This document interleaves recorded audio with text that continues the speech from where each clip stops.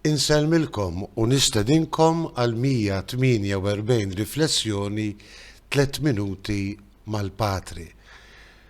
Hemm kelma qawwija fl-ewwel qari ta' dan il-25 ħadd ta' matul is-sena meħuda mill-ktieb tal-profeta Eżajija.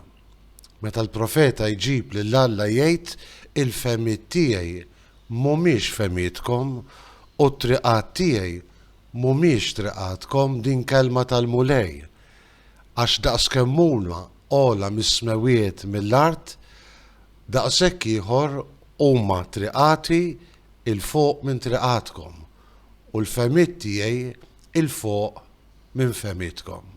Għax verament, kif jgħid il-profeta fi Samalla, Alla jraġuna ħafna differenti milli nirraġunaw aħna.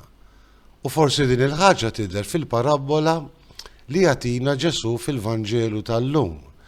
Il-parabola tal-ħaddiema li matul diversi sigħat tal-ġurnata jistennew ix-xogħol u s-sit li qabbadhom min filgħodu bikri u min tard wara nofsinhar. Il-kol jitħallsu l-istess ħaġa illi kif nafu mill-parabola twellet idgem gmim ta' dawk illi għaddew ġurnata sieħa fix-xemx jaħdmu u jerqu.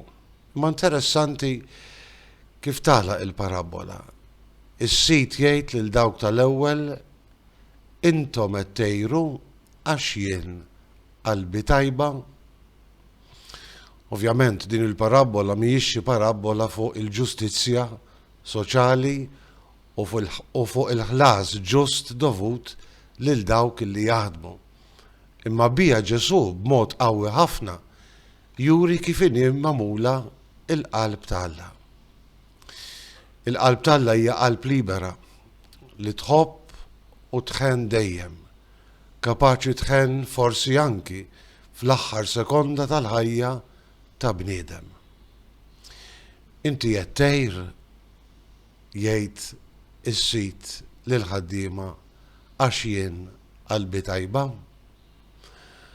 Qatt indunajtu kemm xi kultant aħna niġġudikaw lil Alla, nippretendu li jġib ruħu mal-oħrajn skont ir-raġunament tagħna, anzi skont il-ġudizzju tagħna, skont il-femiet tagħna.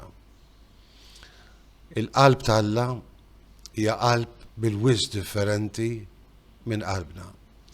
Hija qalb ħanina li kapaċi tifdi lill-bniedem anki jekk tara qattra tandiema. Il-qalb ta' Alla hija magħmula bil-imħabba, bil-modrija, bil-paċenzja għal kull bniedem li hawn fid-dinja. Ejjew ma ngħirux għal qalb tajba ta' Alla, imma nifirħu u nitħennew għax hija dik il-qalb li lilna tħobbna u tifdina. Nselmilkom u l-mulej jagħtikom is-slim tiegħu.